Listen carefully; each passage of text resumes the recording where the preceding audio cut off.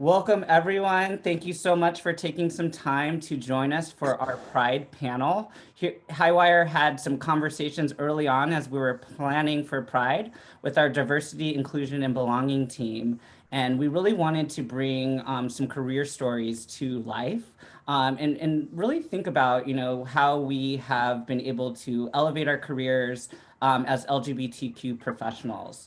So we were able to bring together a panel of emerging leaders across multiple intersections in the communications industry to really share their lived experiences as LGBTQ plus in the work environment. So we have representatives from several different environments, including B2B focused agencies like Highwire PR, also B2C or consumer-based agencies like Fleischman Hillard. And then we also have representation from the technology industry and comms, and then more of that in-house experience, and then also the nonprofit sector with a mission-based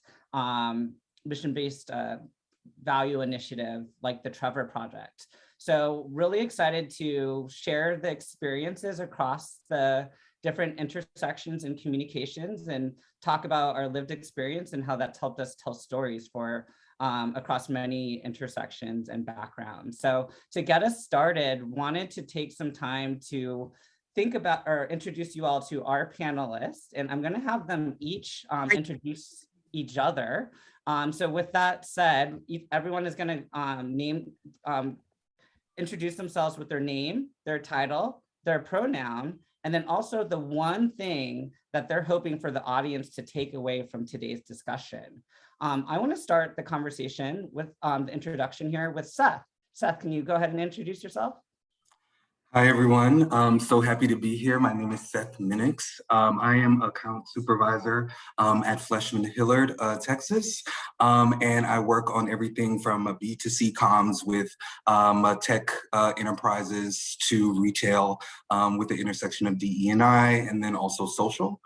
And my pronouns are he and him. And then the one thing that I really want people to take away from this conversation is that whenever we talk about LGBTQ plus people, we are not necessarily a monolith. Everyone on this panel sits at a certain intersection, has a certain unique experience.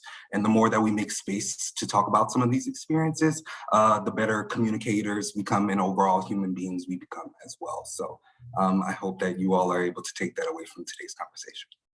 Awesome. Thank you, Seth. Appreciate your introduction. I'm going to move along to Mike. Hey everyone, I'm Mike Procaro. My pronouns are he, him. I run the marketing and communications function for a cryptocurrency finance platform called MakerDAO. And my hope for, or kind of like the thing I'd love everyone to walk away with, similar to Seth, is that there are multitudes inside of the LGBTQ rainbow, and including allies. We all have a role to play in creating space for each other, and none of us win unless we're all winning. So how can we all show up every day to create space? Awesome. Thank you, Mike.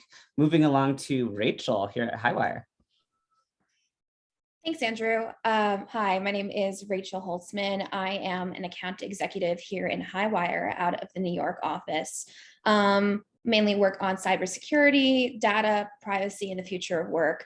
My pronouns are she, her, and hers. And the one thing I hope the audience and everyone can take away from this conversation is that there's so much we can all do for each other to create understanding and pathways for success. It's about what we're doing for each other informally. Are you able to support and advocate for others and pave the way forward for everyone to find a place for themselves in this industry? Awesome. Thanks, Rachel. Ray, would love to introduce you to the audience. Hi, my name is Ray. My pronouns are they, them. I'm an account executive here at Highwire PR. One thing that I'd love for everyone to take away is just understanding, just like everyone in the community has a bunch of different identities and how to be a better ally to one another, just continuing to learn and support one another. Awesome. Thank you, Ray. And last but certainly not least, want to introduce you all to Kevin.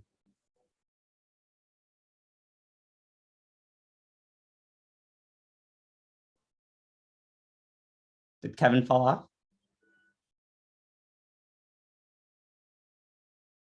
Uh-oh. I may have to move him. Let me look for him. Hold on. All right. Well, we're excited for him to be joining the conversation. So Absolutely. Oh, it looks like Kevin was accidentally moved to like an attendee and not a panelist.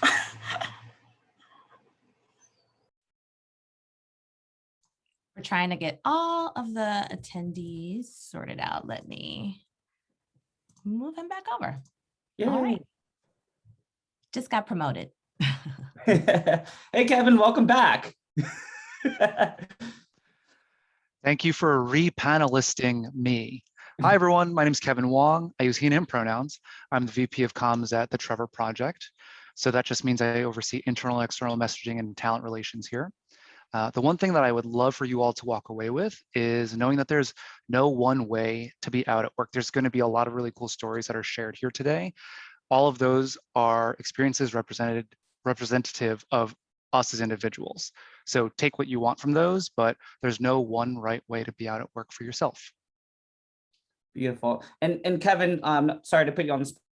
Can you tell us a little bit about the Trevor Project? I know it's a big part of the community. Yeah, so the Trevor Project is the world's largest suicide prevention and crisis intervention organization for LGBTQ young people. Our mission is to end suicide among LGBTQ youth. So that's a pretty lofty mission. I think a lot of us already know that there are mental health disparities in the LGBTQ community.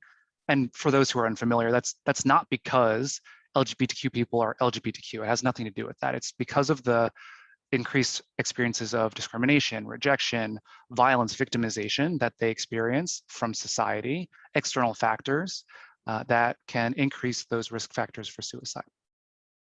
Awesome. Thank you, Kevin. And you know, I've been watching the Trevor Project for quite some time, and I know you're making a huge impact. So thank you so much for joining today's panel and giving us this perspective as well. So I will introduce myself. I am Andrew Robinson. I am going to be moderating the conversation today. And I lead the people team here at Highwire PR. I use he, him pronouns. And the one thing I am hoping to take away for the audience to take away from the discussion today is just to learn how to, you know, raise awareness and how to be an ally.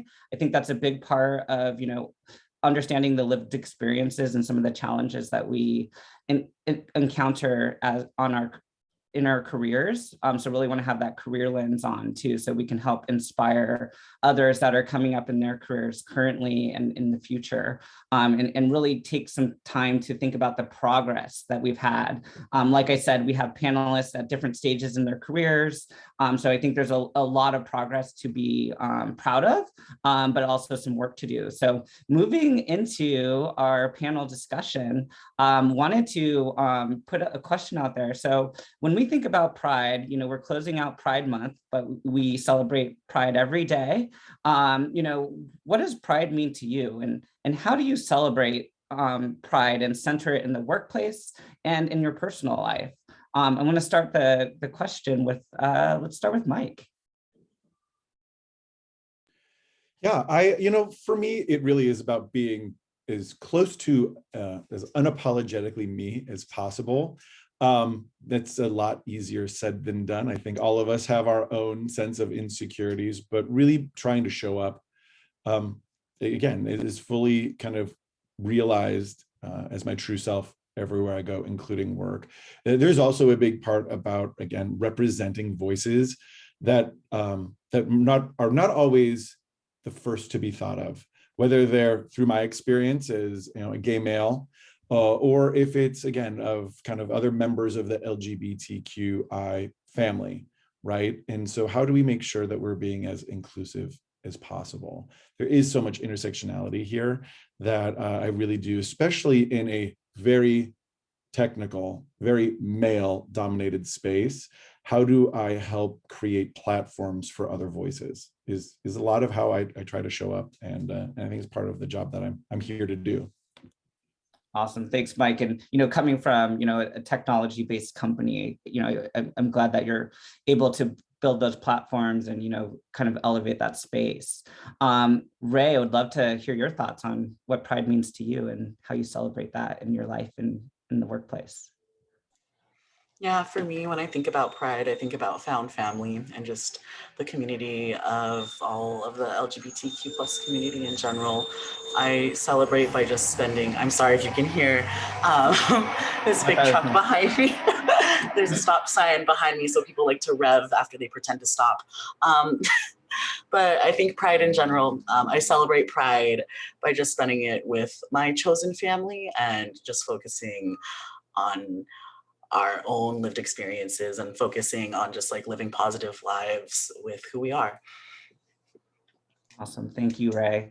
And Seth, we're going to do a full round robin on this question because I think it is a good opener and gives us runway to the conversation. So can you tell us what, how you celebrate Pride, both in your personal life and in the workplace?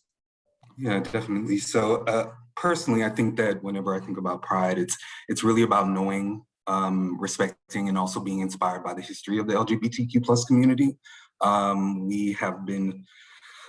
We have gone through the ringer, you know what I'm saying? I think we can speak for all of us, even before Stonewall, even before Marjorie Johnson and the passing of LGBTQ plus marriage equality. So really understanding that, knowing how far we've come, but also realizing that we still have so much more to do and so much further to go.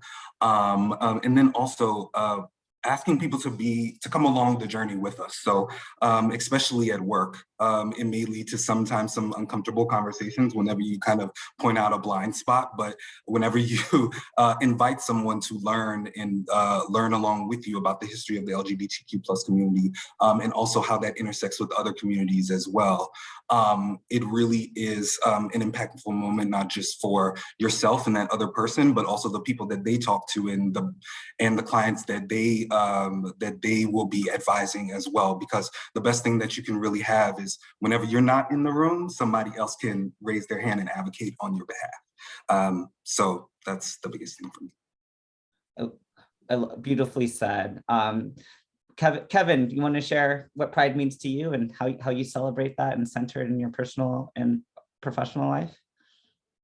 Yeah, I mean, I'm a little different and unique, I guess, in the way that my professional environment is. I work at an LGBTQ focused organization. So Pride is really 365 days a year for us, right? Like we live our identities openly at work, very lucky and grateful in that way. That being said, acknowledging and helping other people or sometimes companies or partners acknowledge what Pride can look like in their own organizations or companies. And I think that's really important because you might see a lot of folks supporting LGBTQ folks this month during June. And I know we're going to talk about this a little bit, but helping them recognize that they can support other parts of the year and making sure that that needle is threaded 12 months throughout the year. I think that's a really big, important part of Pride. Awesome, and thanks for foreshadowing, Kevin, because we will talk a little bit about rainbow capitalism and the elevated concerns around that in today's discussion as well. So Rachel, do you want to share your thoughts on this topic? Yeah, sure. So I think very similarly to what some of what everyone else has said, I think for me, it is about, bringing my full self to work, being able to bring just my sensibility and my history and, my general personality to the things I do. I think having worked with a lot of corporate and tech clients in the past, it's interesting coming into, from a more creative profession and then going and talking to people and being able to educate them and also help them see around corners and make space for other people. So I think what Pride means to me in terms of living it 365 days a year is not only making space for myself or for fellow coworkers, but also helping to counsel and steer clients to make those changes and ask those questions themselves. Beautiful. Thank you, Rachel. And, kind of whittling down in on this question, we're going to do another round robin. And I want to talk specifically about your workplace and your environment and, how you have brought your whole self to work, with your LGBTQ plus identity, and, what that looks like, at an agency, in-house within the technology sector, or at, Kevin, you touched on this, at environment like the Trevor Project or a nonprofit organization. So, thinking through, how you bring your whole self to work and what that looks like, I'd love to hear perspectives. And Rachel, I'll start with you. Yeah, sure. So I come from an agency background, right? I worked at a larger agency on B2B clients, everything from energy, which can, sometimes be a little bit more conservative depending on where you are or who you talk to, and also just a larger company that needs more time to move and change things. And then on the completely other end, I have clients who are on the startup side, and everything's changing and everything's shifting, and that's really exciting as well. And then within an agency environment, you in general have an opportunity to work with a ton of different people on various different clients, different topics. And so that actually opens up more opportunities, I think, to be able to connect with people, try out things, learn things about yourself that you wouldn't have found otherwise. And so I think for me, it presented a really unique opportunity to get to learn more about my LGBTQ plus colleagues, to see, what leadership might look like. And in general too, it's just kind of like, you can tailor it to what best suits your needs. What you do with one team or one client may be different than what you do with another, but either way, you're able to I find I'm able to kind of just bring what's necessary and bring my full self in varying different ways to what I do. And just in general in agencies, like, I don't know, I've always been in really friendly, nurturing environments. So it's been really wonderful. Awesome. Thank you, Rachel. And I think when we think about progress and, different stages of progress, for the LGBTQ plus community, there's been some shifts and changes in the positive direction. You wanted to move the conversation over to Mike and talk about, how you've embraced your LGBTQ plus identity at work. Absolutely. Yeah, it's interesting, in my 20 plus year professional career, things are so different. I mean, I think as LGBTQ people, we kind of live in a world of regularly editing who we are, right? When we're reaching if we're kind of, it's a code switch, for lack of a better term, of like, am I talking butch enough, or am I presenting feminine enough, and all of these sorts of things, depending on where you sit on what part of what spectrum. And what's been really cool over the years is to watch a lot of that wash away, as far as it feeling like it was required. When I came out, my dad's biggest concern was that I would have a limited life. And he wasn't worried about my health or, any kind of physical situations. It was really professionally, he was afraid that my light would be dimmed if people knew that I was gay, right? That was, again, 20 something years ago. And some of that's, okay, boomer, old thinking. And some of that is not wrong, right? We absolutely know people who have been limited, and it still happens today. But I think what's notable is when I first started in my first corporate job. So I worked at a number of agencies, and I was out from the beginning. And but when I went in-house, I was asked to be a part of the Pride network there, at the time is what it was called. And I remember being floored when they told me that the email list was all BCC, because people were terrified of being seen as either an ally or a member of the LGBT group. And this is at like an HRC, well-rated, like top HRC rated organization, a very, very liberal space, but people were just uncomfortable and kind of being seen for who they were, or even worse, as an ally, being seen supporting these people. And I'm glad to say that not too long after me joining that group, we worked with everyone to make sure that they were comfortable, and then moved it loud and proud into just sort of like a regular list where people weren't hiding who they were.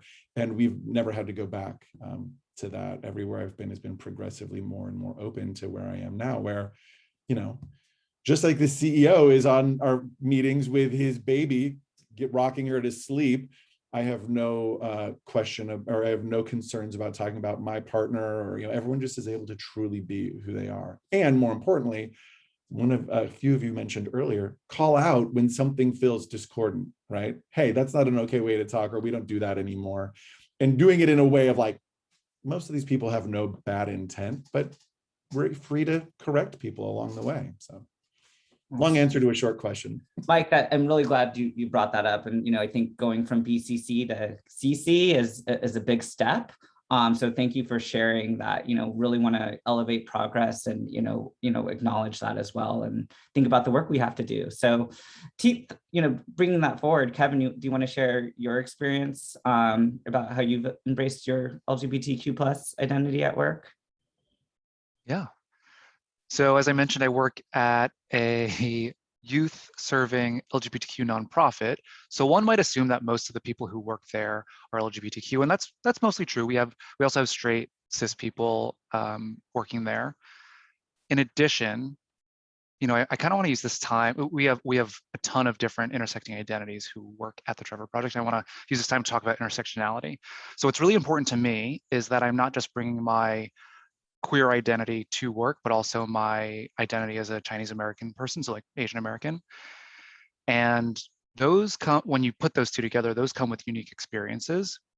And I embrace that identity by, when we say bring our full selves to work, that means more, that in many instances, that could mean bringing more than one identity to work. So I embrace that by raising my hand. I feel comfortable doing this, raising my hand to take on projects for API Heritage Month and making sure that Asian American LGBT youth know and see that we are here for them. I want to make sure that they know just as much as any other LGBT youth out there know that we're here to support them with the same crisis services, the same resources, the same everything that we would give to just anyone else. We also know that a third of our crisis contacts, so the people who contact us over Lifeline, chat, and text, a third of them are BIPOC. So you want to make sure that we're reaching certain communities so that our resources are available to them. We want to scale in that way. So that's why it's important to me to embrace my whole self at work. Awesome. Thank you, Kevin, for that perspective and talk on the intersection. Ray, can you share how you bring your whole self to work in your... Yeah. So I'm trans, I'm also a lesbian, but like day one, I had to come out as someone who uses they, them pronouns, and just teaching everyone. And I've been constantly misgendered throughout my entire career because it's really, I think using non-binary, like gender neutral pronouns is really new to a lot of folks. But so I've been just taking on the role of like constantly educating people and teaching them about like they, them pronouns or like neo pronouns, and just like different types of things. And I think over the course of the pandemic, when we're all like on Zoom and different video conferencing, at least I can put my pronouns in my name so people don't immediately misgender me. And plus, since you can only see me from like this up, you can't see how short I am, or you can't see that I'm like assigned female at birth, and people can't clock me as easily as they can in person. So I've just been taking on my role as like someone, I'm the only, I know other trans people in PR, but I'm the only out trans person I know in PR and communications. I don't know anyone else who's out and trans. So I've just been taking that as a way to help educate everyone else in the company and like my clients, and just like using that knowledge of like what I can to help educate others. Awesome. Thank you, Ray.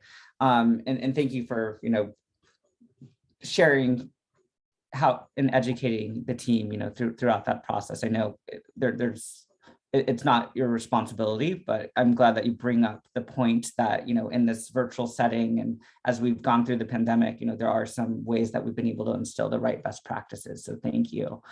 Seth, do you want to share how you bring your whole self to work and how you've embraced your identity in the workplace? Yeah, sure. So I come mostly from an agency background. I've only worked in the agency in my 5 years of being in the industry. So I think that me and Rachel probably have some connections on the fact that coming from an agency, it's kind of our job to be on the latest moves in culture and the latest. So we're a little bit more accepting of the different trends or the different ways that our society is going. So with that, it has always been kind of easy for me to actually come out. But like Kevin said, there's intersections there, right? So I am a Black man as well. That comes with its own set of experiences and history. So making sure that is also that is also brought to the surface as well. Also, just working with a variety of different types of clients, you realize that perspective is so important, and different experiences are so important, because there's only so many stories that one type of person can tell. At the end of the day, at agency, whether you work in comms or whatever, we are storytellers. So it really is our job to make sure that those experiences are fairly represented and fairly accounted for within our communications. So kind of making that click in my head, that the more I speak to people and the more that I kind of like gain these different perspectives, the better I will be at my job.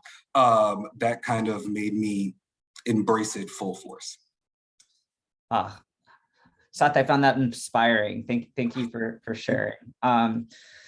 Moving into another question, we're going to move away from round robin and really kind of dig in on some other topics. So when we think about the process of coming out and the comfort level that we've been able to build throughout time, wanted to really explore the experience of coming out in the workplace. So we know it's a constant experience, but I'd love for our panelists to share a moment at work in the communications industry, and the experience of coming out. And Ray, I'd love to start with you.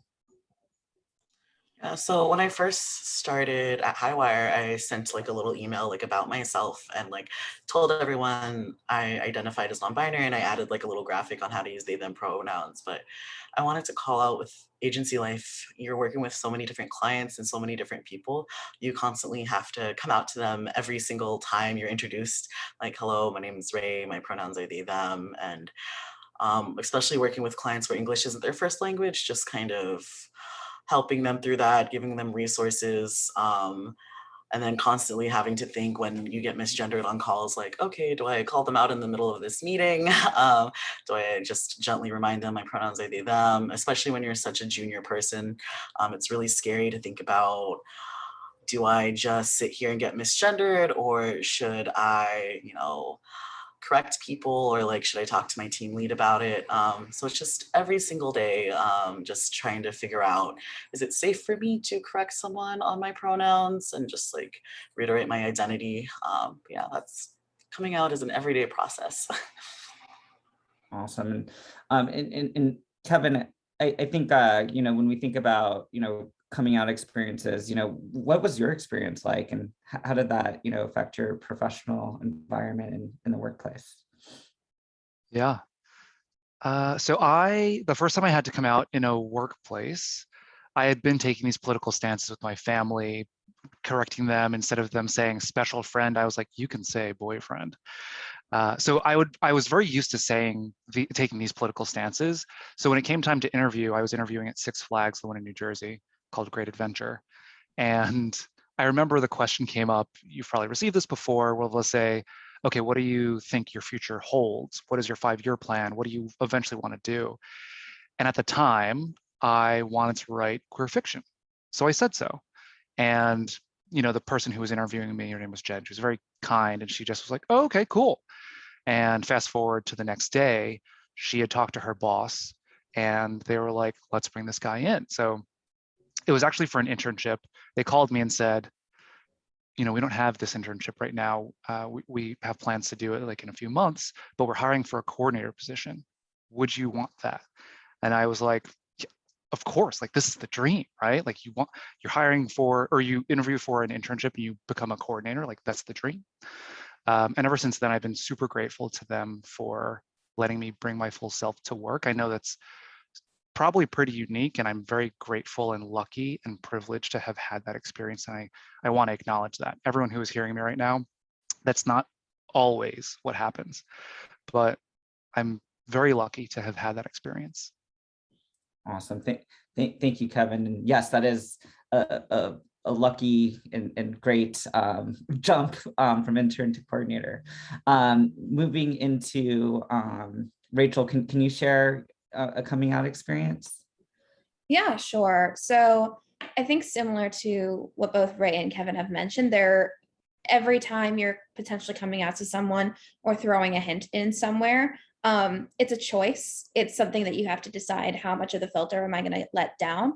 And so interestingly, I think I had one of these moments in just like a group gathering. So, as much as we're on the internet these days, as much as social media is a big signifier of identity, at that time I was not out on social media, but I was weighing whether or not to be out with my friends at work. I'd been an intern at the place where I started, and I felt really comfortable being myself with my friends and in certain settings. And then we were just having a cocktail hour one day, like a long summer day at work, and everyone's talking about their plans, talking about things going on. And I go, mentioning boyfriends, partners, family. And I go, oh, okay, I paused. I went, can I dip my toe in a little bit? And so I ended up mentioning an ex-girlfriend and something we had done the previous summer. And it was a little scary at first. It took that pause, but being able to start in that first supportive environment, when I realized it wasn't a big deal and the conversation just kind of went forward, that gave me the comfort level to bring more of myself to work in the coming months. So having that good experience with the people I worked with every day, for something so minor as just mentioning a girlfriend, made the rest of it a lot easier. So, if someone sort of says something offhand to you like that, it may seem like a minor mention to you. It could be the biggest thing they've done at once. So for me, it was, and I think those wins are worth celebrating. Awesome, Rachel. That's such a great way to illustrate, the experience. So thank you for that.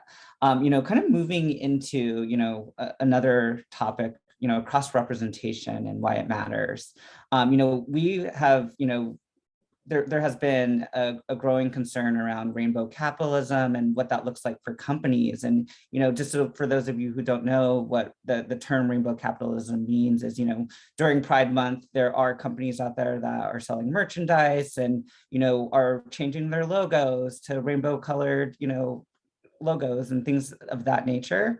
But, when we think about, how you can authentically support the community, we want to, make sure that, we celebrate more than once once during the Pride Month, and that we aren't just using this as an opportunity to, jump on the bandwagon, that, there is some authentic support behind it.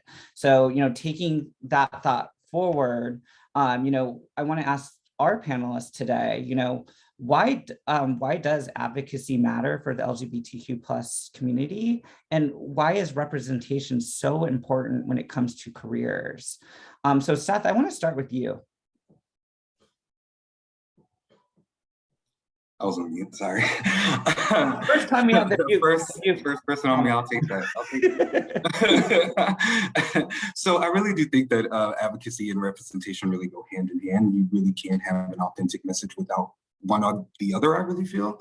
And I also believe that an injustice to one group of people is an injustice to all people. I think that we need to remember that whenever we let an injustice pass on the LGBTQ plus community or the Black community, that dilutes equality for all of us.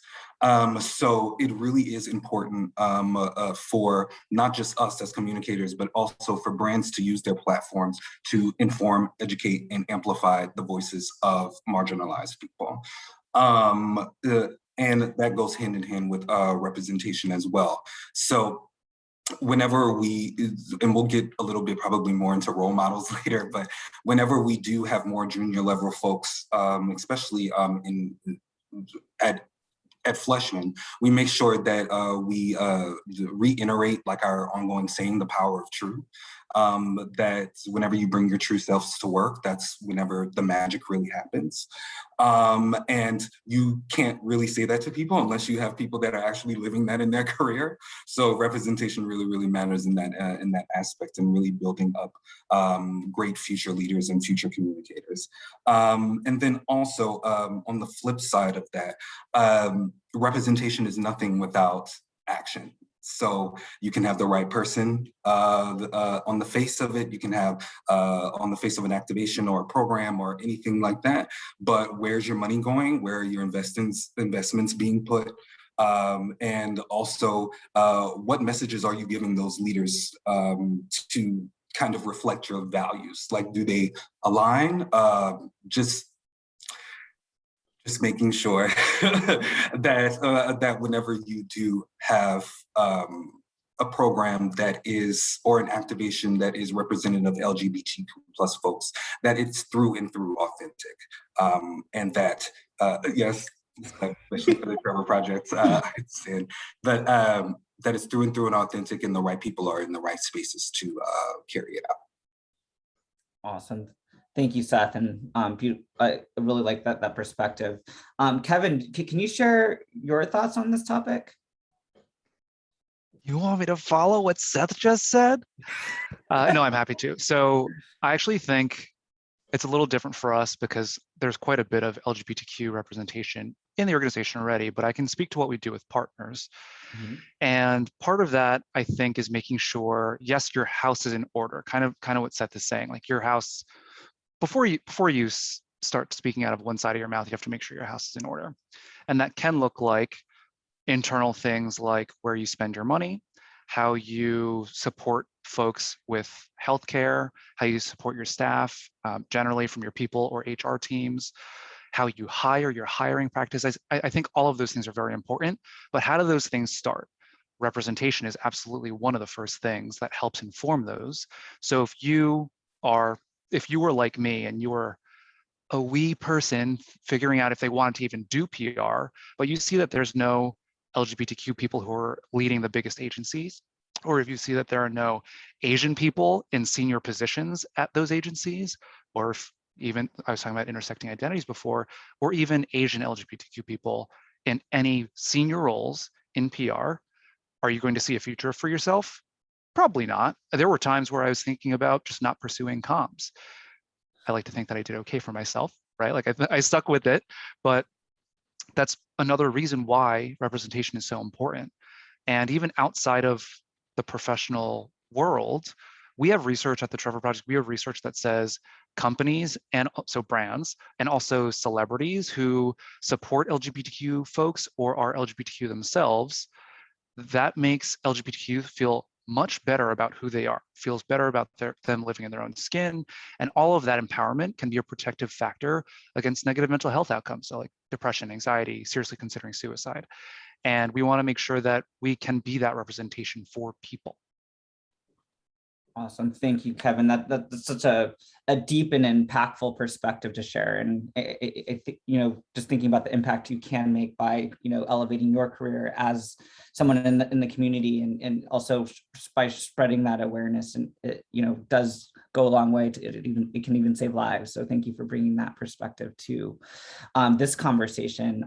Ray, I want to, end this topic with you and learn a little bit about why representation matters, and advocacy as well.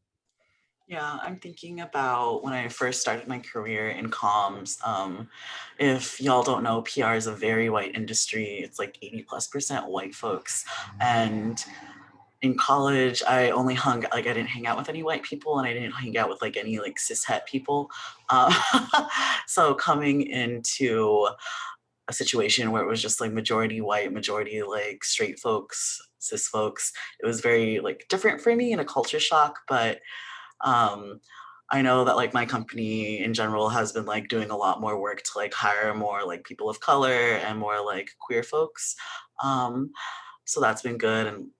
But even if you don't have representation at first, I think just advocacy and being an ally and supporting folks is really important. Because even though there wasn't anyone really else who like shared all of my identities, which is fine, I could find folks with like one of my identities that I could relate to, and just like folks in general being allies were very supportive of me and supportive of like other LGBTQ plus folks. And we're very open to learning. And I think that's really important, that they're open to learning and just like open to you and accepting you for who you are. Awesome. Thank you, Ray. So moving into, we've talked about, some of the progress we've made, and, we've touched on, what Pride means to us. Let's talk about some of the challenges that have come along in our career, that we've had to overcome, and how it relates to, our LGBTQ plus identities. So Mike, I want to start with you. I'm excited for you to share your story here. Sure. I think so. It's interesting because I come from a place of like, I have to acknowledge that I have a lot of privilege, right? I'm of a certain professional, like I'm sit with the CEO. I've been in a leadership position for years.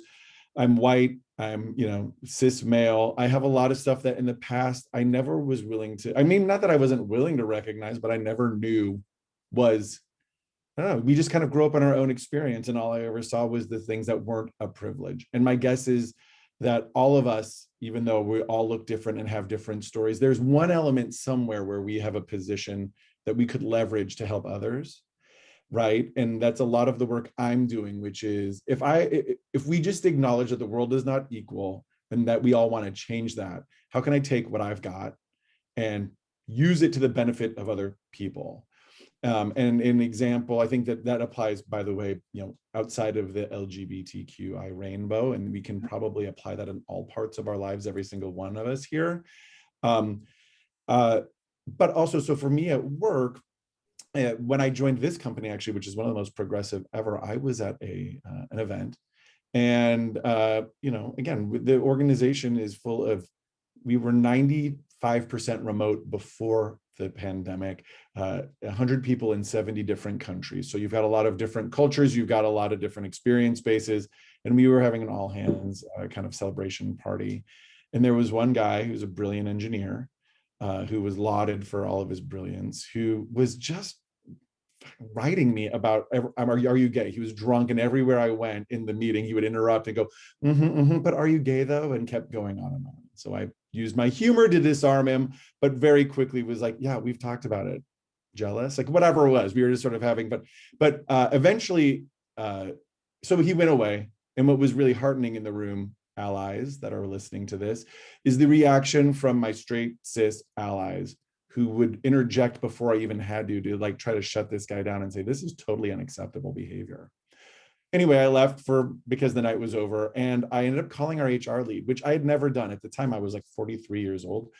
And again, with all of the previously mentioned privilege, it was still really hard for me to put myself on the line. But I called the HR person and was like, this person doesn't have an impact on me or my career at this organization.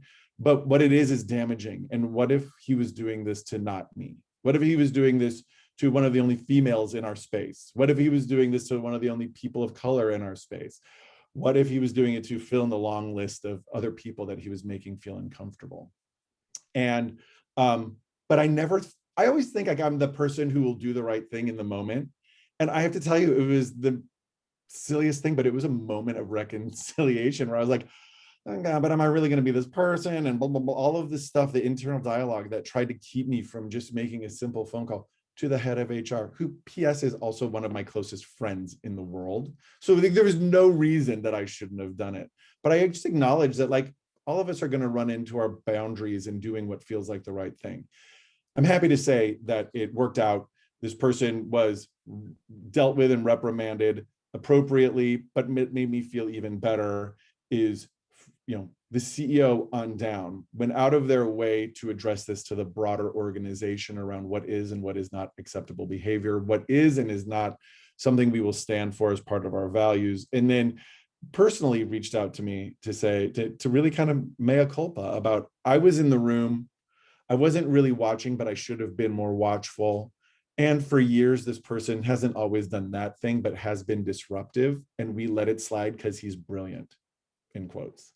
And what I'm realizing, Mike, is brilliance isn't enough. We have to hold to how we're going to treat people and what, and let the organization and then our partners know what we will and won't handle.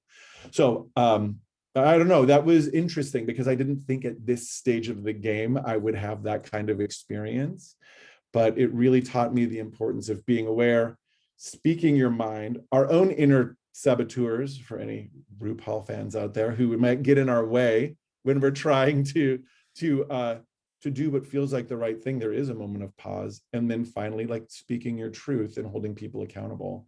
And then how do you leverage your privilege for the people who are next to you who may not have the same set that you have? So that's a lot all lined into being drunk at a party, but I think it also speaks to all of us have an opportunity every day. Awesome. Thanks, Mike, for sharing your story, and then also, the insights that came away for the audience. I think, that's a really good, there's some really good lessons in that story there. Seth, I'd love to hear about, the challenges that you have experienced. Yeah, definitely. So kind of to piggyback off of Mike and Ray, it's kind of a little situation that kind of went a long way, or like a certain situation that kind of had an impact. In one of my first internships, I had just got my master's degree. I was like, okay, like I made it, like I'm gonna be in an agency where I want to be. It was not in my current agency, just like, and I walked in off of the street, and one of the employees there actually kind of let out a little bit of a yelp, like a kind of like a little bit of a scream, a little bit, and and it kind of took me aback. And just to kind of say, go back to what Ray had said, a lot of the communications industry is white. I am a 6'3" Black male. So even though that may have not been the initial shock for her, I'm sure she was just scared and because someone stepped in off of the street. It made an impact on me that I am a little bit different than maybe what this industry is used to. So with that, I was like, okay, I can't hide the fact that I'm a 6'3" Black man, so that's out there. But really, the challenging step was for me is how do I navigate this other part of my identity now? So how do I kind of like bring up this that's not necessarily as blatant as my race, and the history that comes with that. But really, how do I embody my full identity? And how does that come up in conversation? Like, how does that apply to the work that I do? When to raise my hand? But well, as time went along, as I said, I started to really see the benefit in speaking to my own experiences, and also holding open the door for others that look like me and that come from the same intersection. Because I never want someone to feel the way I felt walking into that first agency experience.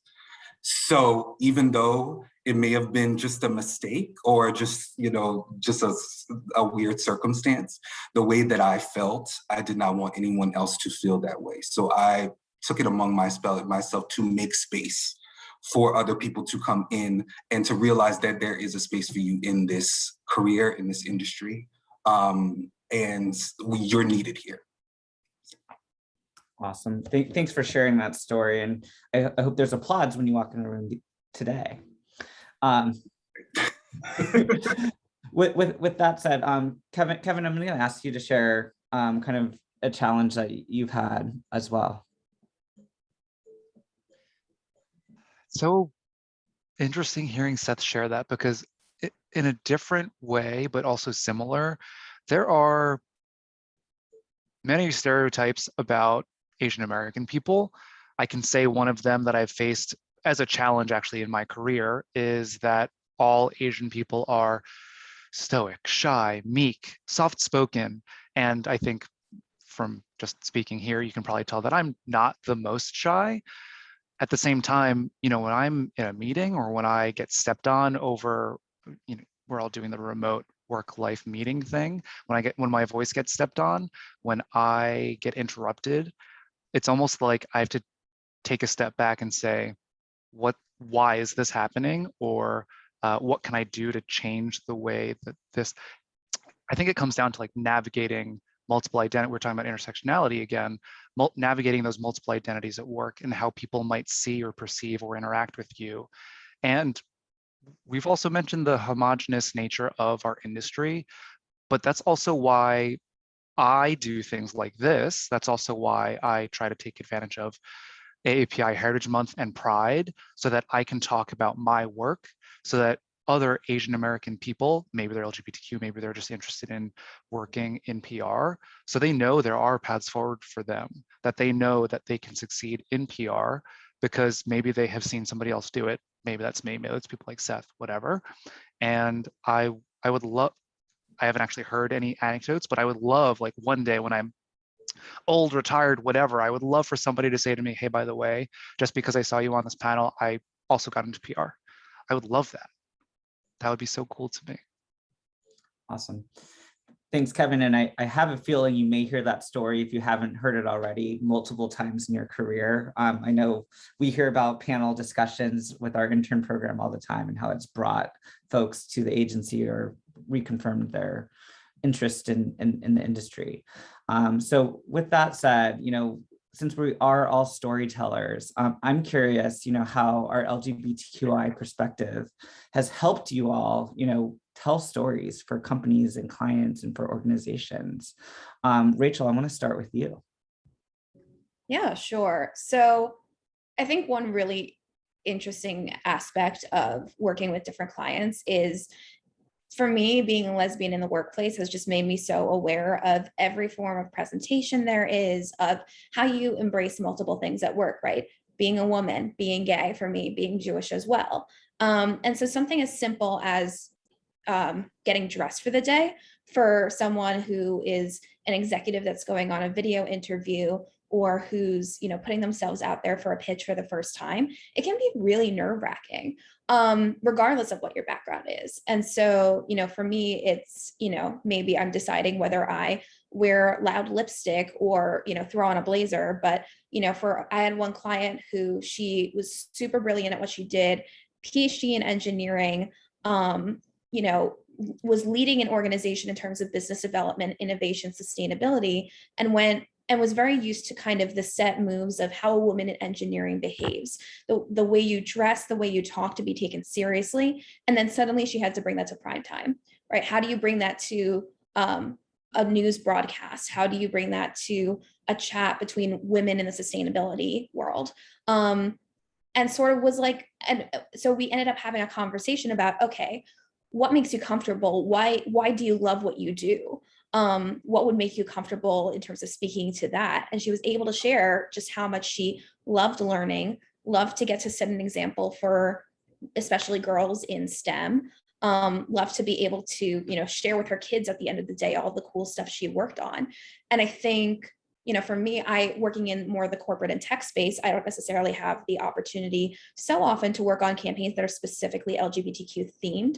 But what I think I've learned is that just the ways that we present ourselves, regardless of whether you're in the queer community or an ally, we're all putting on some kind of performance. And so it's, how do you help people find what matters to them, figure out what they're comfortable speaking to, and just put them at ease, honestly. I think there's so much that goes into those one-to-one relationships and helping people really bring out their best self. And as storytellers, that's where we can help people shine. And that's what makes our best work. Thank you, Rachel. And I'm being cognizant of time and do want to leave time for Q&A. So I'm going to close out the panel discussion with one last question, just to help our audience, learn how they can be allies in an authentic way. So I'm going to ask the panelists, what is just one way companies can authentically support the LGBTQ community and, avoid this term rainbow capitalism? I think I'll start with Kevin. I talked about this earlier. There are many days in a year to support us. Pride Month is important and the visibility it provides is important, but it's more authentic to join the movement with us versus marketing to a moment to us. So think about that. If you need help, get in touch with literally any comms person here. We could help you out. Awesome. Thanks, Kevin. Moving along to Seth. Yeah, I think that it's really important for brands to really know how they're presented and received in the public space. So something interesting that us at Flushman do, we go through exercises with brands just to kind of compare what they're standing in the public space as far as like DE&I activities, LGBTQ plus activities, and then really come back to them and place them on a scale of where they kind of lie in the zeitgeist of helping out DE&I initiatives.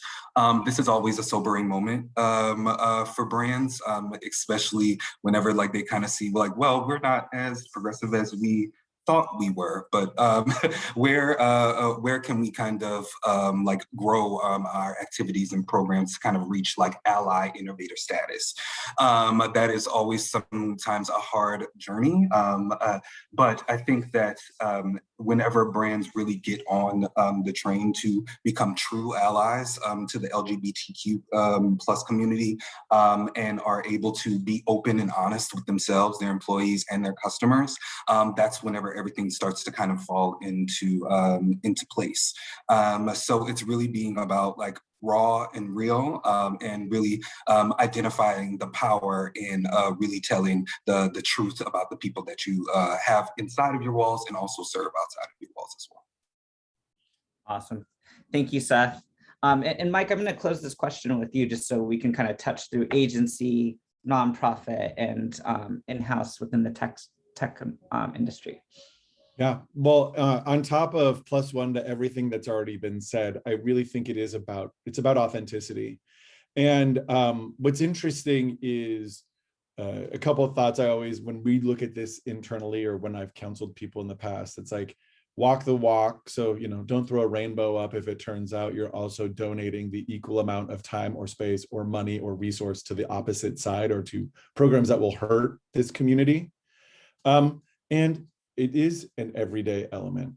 And then if we take it to the core, there are brilliant, like more people want to work at and work with and support organizations that welcome more people. So I've found a lot of success, and this is probably the least sexy way to do it, of like just getting down to the bottom line. I'm like, you want the best talent, make sure all of the best talent can be here. And not to be total mercenary, but I guarantee there's some brilliant brains in fill in the blank subgroup that everybody else isn't looking at, and you can scoop up some winners, right? Or scoop up some new markets or whatever the case may be. So I make the business case for it. Even if we can't agree, and let me back up. Everyone I work with is fully on board with the inclusivity, but I'm like, let's take it less about, here's the thing we put up on our Twitter page, or Twitter page, be a grandpa. Put on your Twitter, like, you know what I mean, logo, or here's the thing that we're doing this month, and make it a regular thing. It doesn't have to be about pride, be about inclusivity, be about naming and highlighting the stories of the diaspora of brilliant people who work there. You will become a beacon that will attract the best of the best. And then everyone wins. Thank you, Mike. That was a great way to close out today's discussion. We do have a few questions from the audience and being cognizant of time, but I'm going to ask two questions for our panelists. The first one is for Seth. It says, I'm curious about geographies in play and how that has made a difference in feeling of inclusion, particularly for Seth. I believe he said he was in Texas. How has remote work also changed this, if at all? So thinking about, where you are being in Texas and the greater scheme of things. Yeah, so I'm actually originally from Louisiana, so I've been in the South most of my life. So I think Ray said this really about finding your family, your chosen family. Shout outs to Rena Sawanao. So really finding that community has been really crucial to my success of both people within the LGBTQ plus community and then also allies as well. Some of my best friends are allies and have been by my side since I can remember. But remote work has not necessarily changed that dynamic of being able to really advocate with both my colleagues and also my friends as well on behalf of LGBTQ plus people. We're still able to get together and talk about the issues of the day, spread our perspectives, make sure that we're all on the I think mostly last year, whenever we were all out on the streets, making sure that people of color that are LGBTQ plus people are on the front lines fighting for issues that affect all of us. So while we have been remote, we have been trying to find ways in which we can still get together and live our life out proudly. I hope I answered the question. Thank you, Seth.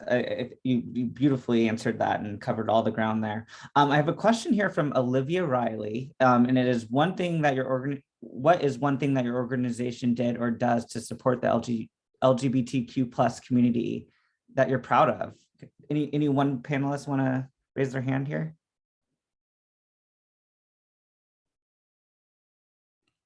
I'll just go ahead and say I've worked at agencies, big companies, tiny startups, and what always felt great and I thought really was powerful was that holding of space, right? And whether that's with, $1 million budgets behind it, or, hey, we'll buy everyone, we'll bring in some coffee and bagels.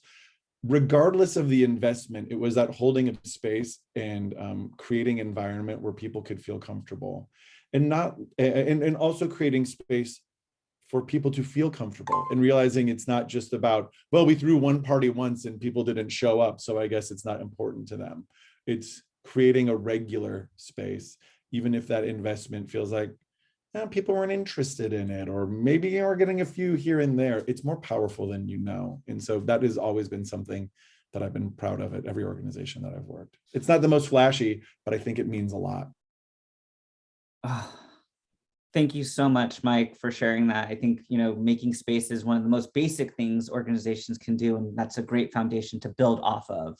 So with that said, I want to thank everyone on this panel for sharing their stories, their perspectives, their recommendations. This has been a really deep discussion. I really appreciate you all sharing your stories and then also helping others understand how they can be allies, advocates, and understand why representation matters. So thank you all. I appreciate it so much. And from Highwire, we just want to thank you so much for your time and investment in this conversation. So thank you everyone for attending. Audience, thank you for making the time. And the conversation continues with you all. Thanks, everyone. Thank you. All right. Bye, y'all.